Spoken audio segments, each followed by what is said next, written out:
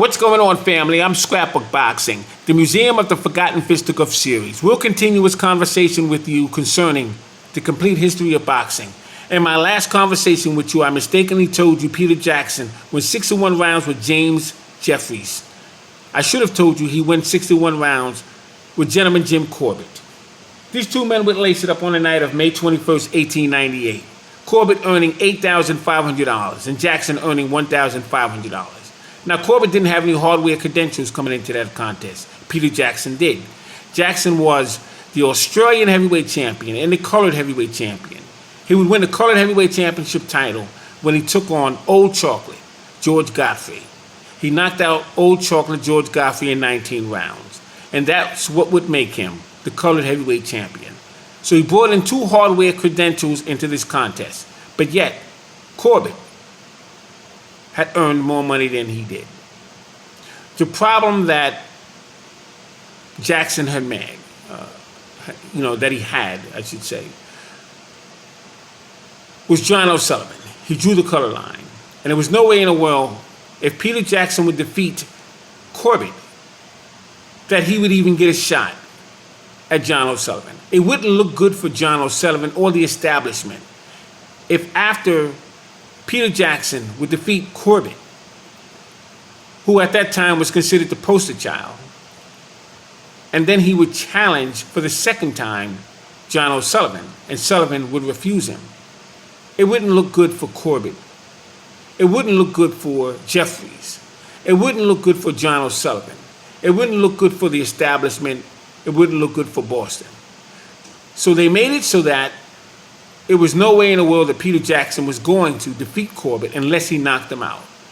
But Corbin had a very good fighting style himself. He learned that fighting style from Little Chocolate, George Dixon. Now, let's quickly talk about George Dixon for one moment so we can keep this conversation in perspective.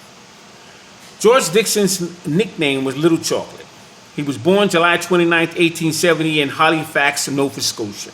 He would die January 6, 1909. He was 38 years of age at the time of his death, and he would reside in New York, Bellevue Hospital. He stood 5 foot 3.5 inches. He was a featherweight and bantamweight and champions in both divisions.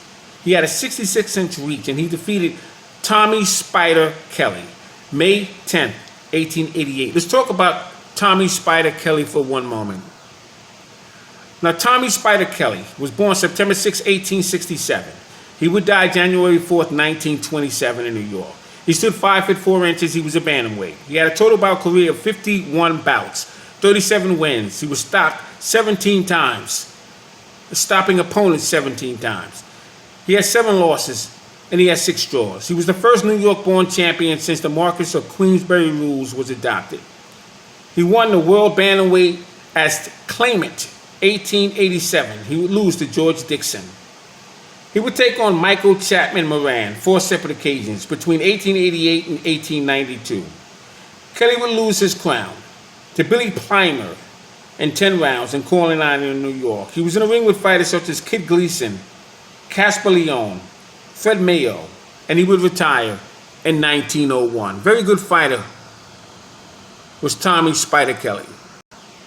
But in defeating Tommy Spider Kelly, George Dixon would now be eligible to take on England's Nuke Wallace. And when he defeated Nuke Wallace in 18 rounds, this was 2 years later from when he defeated Tommy Spider Kelly, May 10, 1888. He would take on Nuke Wallace June 27, 1890. And he would become the first black bantamweight champion in boxing history. He would be the first fighter to win a title overseas. He would be the first black fighter to earn 2 titles, the bantamweight and the featherweight championship title. May 31st, 1891, Dixon became the featherweight champion when he defeated Cal McCarthy in 22 rounds. He fought amateur star Brooklyn, New York's Jack Skelly, September 6, 1892, knocking him out in 8 rounds. He defeated featherweight champion Frank Earn, March 24th, 1897, at the Broadway Athletic Club in New York. He faced Digger Stanley and Benny Yanger He would face fighters such as Harlem Tommy Murphy. He would defeat Abe Patel, who was a former champion, Terry McGovern, who was a former champion, Oscar Gardner, Owen Moran, Joe Bernstein, Solly Smith, Young Griffo, Frank Earn, Kentucky Rosebud, Dale Hawkins, Sam Bolden, Young Corbin, Jim Driscoll, just to name a few. An outstanding fighter was George Dixon. So when Corbett and Jackson would meet, it would go 61 rounds. It would be ruled a no contest, then changed into a draw. And that's the reason why Corbett would meet up with John O'Sullivan on a night of 1892, September 7th, at the Carnival